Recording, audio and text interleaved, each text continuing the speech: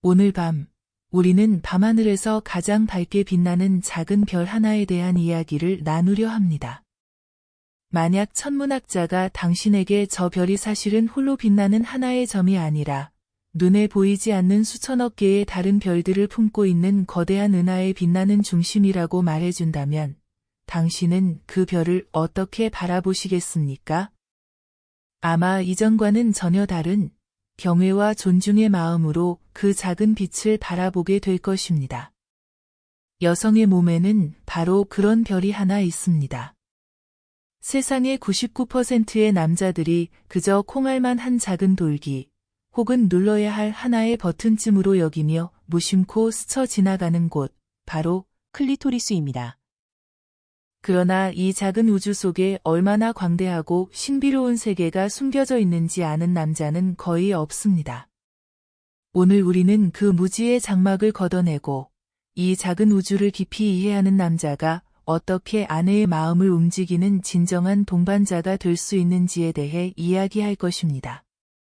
여기서 말하는 지배란 힘으로 굴복시키는 정복이 아님을 먼저 밝힙니다.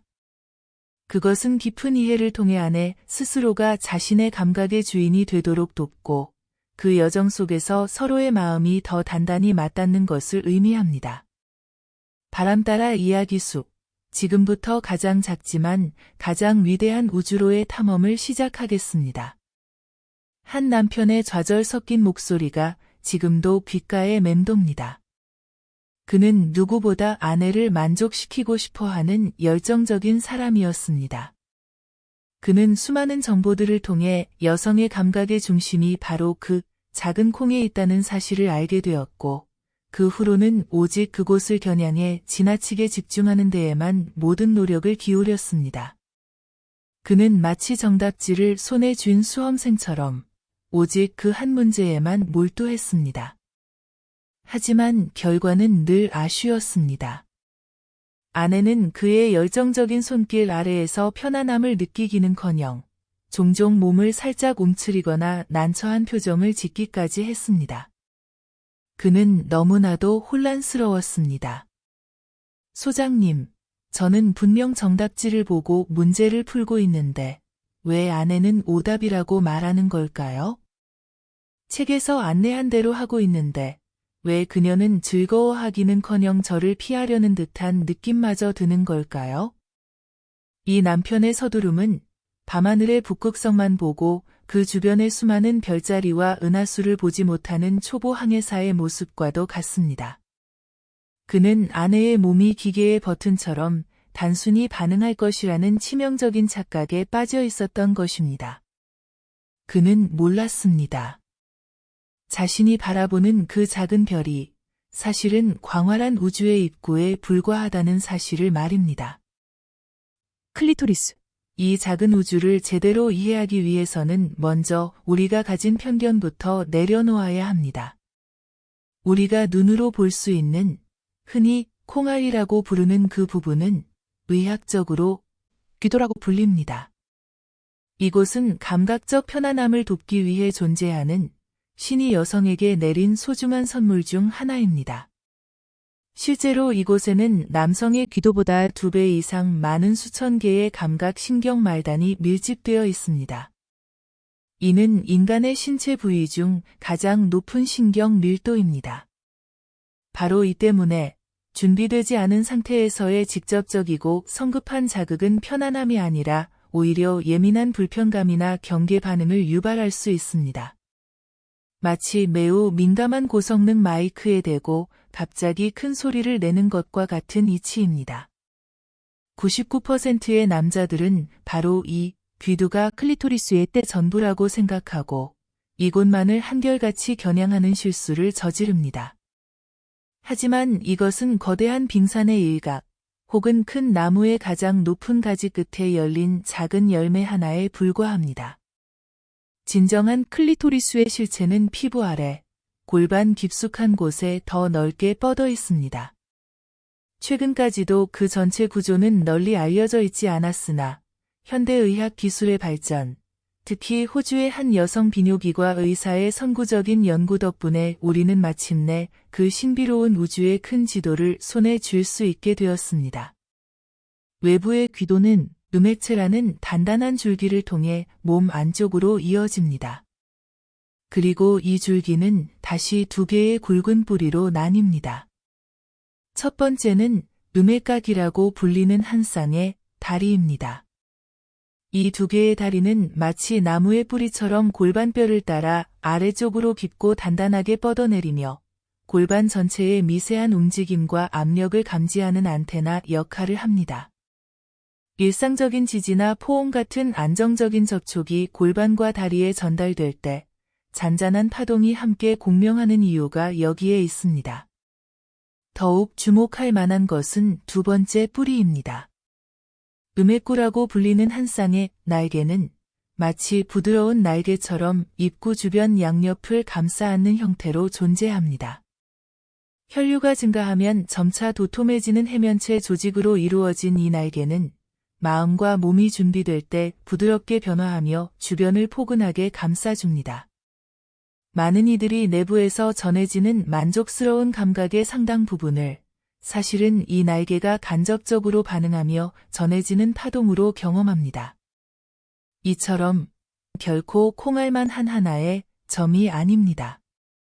그것은 귀도라는 빛나는 별을 중심으로 음액체라는 줄기와 음액각이라는 뿌리, 그리고 음액구라는 날개가 모두 유기적으로 연결된 골반 전체를 아우르는 하나의 거대한 감각신경계의 나무인 것입니다.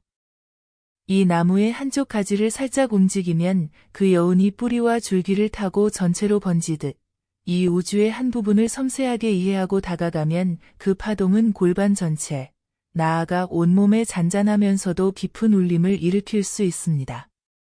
그렇다면 이 위대한 우주를 탐험하는 현명한 항해사가 되기 위해 우리는 어떤 법칙을 따라야 할까요?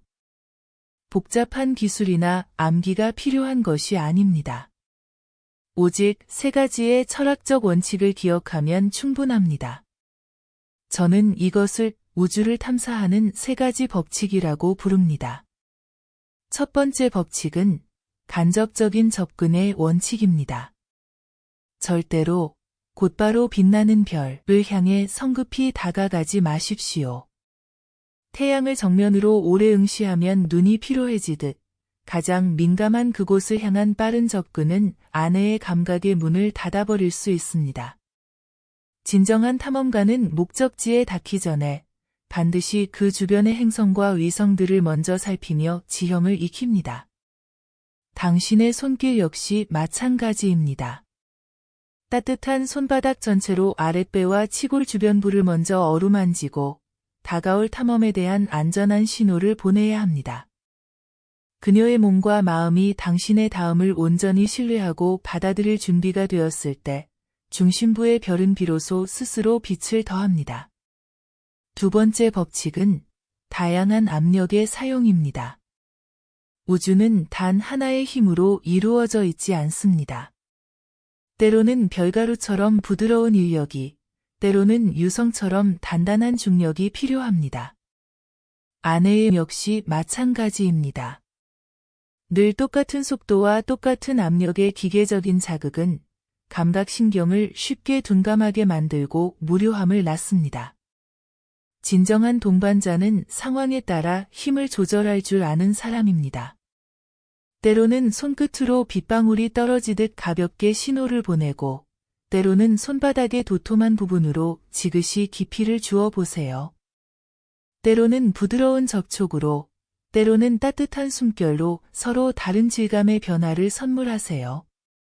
중요한 것은 당신이 무엇을 하느냐가 아니라 당신의 접근에 아내의 몸이 어떻게 반응하는지를 세심하게 살피는 것입니다.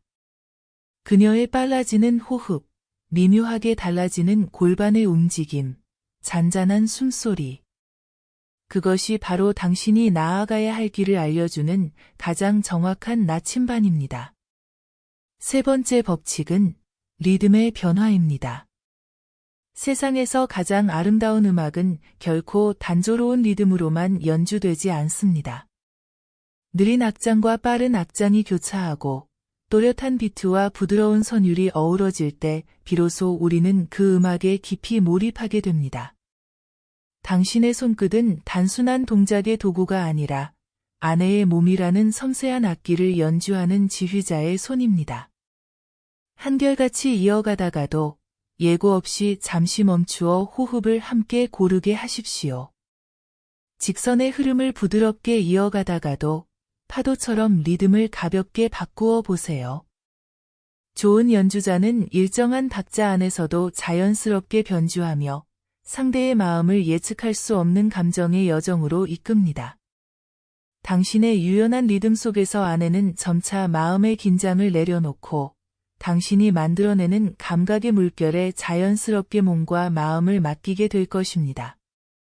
제가 상담했던 그 남편은 이 세 가지 법칙을 깨닫고 난 후 시선이 달라졌습니다. 그는 더 이상 정답지에만 의존하는 수험생이 아니었습니다. 그는 미지의 우주를 탐험하는 겸손하고 호기심 많은 항해사가 되었습니다. 그는 더 이상 콩알만 한 점을 한결같이 겨냥하지 않았습니다. 대신 그는 아내의 골반 전체를 하나의 소중한 대륙으로 여기고 그 주변을 천천히 살피기 시작했습니다. 그의 손길은 더 이상 조급하지 않았고 그의 리듬은 더 이상 단조롭지 않았습니다. 어느 날 밤 그의 섬세한 접근 아래에서 아내는 깊고 온전한 감정의 절정을 경험했습니다. 모든 것이 마무리된 후 아내는 그를 포근히 끌어안으며 이렇게 속삭였다고 합니다. 여보. 예전에는 당신이 내 몸의 작은 부분에만 마음을 쏟는 것 같아서 불편하고 힘들었어. 그런데 오늘은 당신이 내 몸 전체를 마치 소중한 악보를 읽듯이 조심스럽게 대하는 것 같았어. 그래서 나도 모르게 마음의 문이 열렸나 봐. 고마워. 나에게 나 자신을 다시 만나게 해줘서. 이제 오늘의 이야기를 맺으려 합니다. 99%의 남자들이 평생 모르고 지나치는 클리토리스의 비밀. 그것은 단순한 해부학적 지식의 문제가 아니었습니다. 그것은 한 인간의 몸을 대하는 태도와 철학의 문제였습니다. 진정한 동반자는 힘으로 상대를 통제하는 사람이 아니라 작은 우주 속에 담긴 무한한 가능성과 신비를 이해하고 존중하며 그 경이로운 세계가 스스로 마음을 열도록 돕는 현명한 안내자입니다. 클리토리스는 남자가 정복해야 할 미지의 영토가 아니라 사랑하는 사람과 손을 맞잡고 함께 여행하며 그 아름다움을 발견해 나가야 할 우리 모두의 경이로운 우주입니다. 당신이 파트너와의 깊은 교감 속에서 발견한 그녀만의 작지만 위대한 우주는 어떤 모습이었나요? 당신의 진솔한 이야기를 댓글로 들려주신다면 아직도 낡은 지도 위에서 길을 잃고 있는 많은 사람들에게 큰 용기와 지혜가 될 것입니다. 오늘도 당신의 하루가 사랑하는 사람의 작은 우주를 경외의 마음으로 바라보는 평온한 여정이 되기를 진심으로 응원합니다.